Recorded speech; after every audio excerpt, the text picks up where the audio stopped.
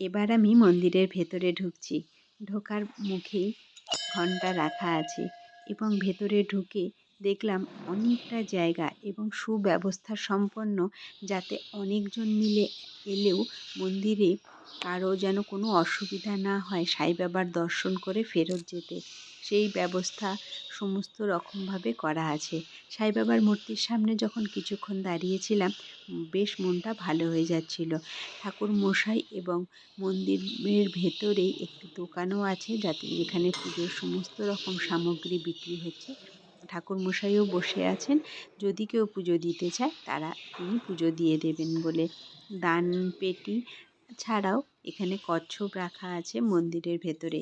আর সাই বাবাকে দর্শন করে যদি প্রদক্ষিণ করতে চাও, তাহলে এইভাবে শিবলিঙ্গের সাথে মন্দিরের সাই বাবার প্রদক্ষিণ করা যাবে। এত শিবলিঙ্গ একসাথে আমি প্রথমবার দেখলাম। এর আগে যখন কেশরগুট্টার ভিডিও দিয়েছিলাম এবং গিয়েও ছিলাম, তখন দেখেছিলাম অনেক শিবলিঙ্গ, সেটা প্রাকৃতিকভাবে তৈরি। তবে এই মন্দিরে দেখলাম সাই বাবাকে প্রদক্ষিণ করতে হলে এত শিবলিঙ্গের মাঝখান ধরেই তোমাদেরকে প্রদক্ষিণ করতে হবে। মন একেবারে ভালো হয়ে যেতে বাধ্য। দুপাশেই দেখলে, আগে এক পাশে দেখালাম, এবার উল্টো পাশটা দেখাচ্ছি তোমাদেরকে। এত শিবলিঙ্গ, সম্ভবত 1000টা শিবলিঙ্গ এখানে রাখা আছে।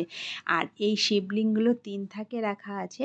এই শিবলিঙ্গের ঠিক ওপরে রাখা আছে সমস্ত ঠাকুরের পিকচার।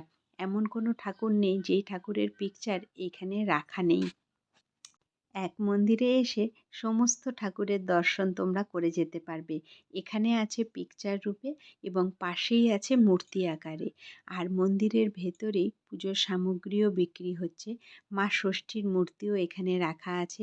পাশে দোলনায় দুলছে সাই বাবা সন্তান রূপে। আর এছাড়াও সাই বাবার চরণ আর যজ্ঞেরও এখানে ব্যবস্থা আছে, তাই যজ্ঞকুণ্ড এখানের মধ্যে মন্দিরের ভেতরেই করে রাখা আছে। এই মন্দিরের বাইরেই ঠিক প্রত্যেকটা মন্দিরের মতো গোশালা করেও রাখা আছে। তোমাদেরকে সেটাও দেখাচ্ছি, দেখো। মন্দিরের প্রাঙ্গণের ঠিক ভেতরটার মধ্যেই এখানে গোশালা করে রাখা আছে।